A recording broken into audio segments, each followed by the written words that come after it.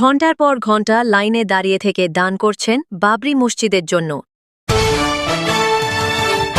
৩৩ বছর পর আবারও তৈরি হচ্ছে নতুন মসজিদ। তৈরি করতে খরচা হতে পারে প্রায় ৩০০ কোটি টাকা অনুমান হুমায়ুন কবির। বাবরি মসজিদ কাজের উদ্বোধন করতে এসেছেন সৌদি থেকে মেহমান। মাথায় ইট নিয়ে এগোচ্ছেন হাজার হাজার মানুষ।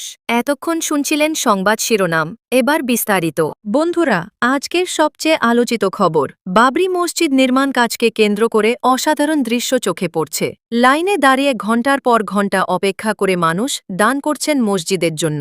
আর্থিক সাহায্য, সোনাদানা, যা পারে তাই দিচ্ছেন সাধারণ মানুষ।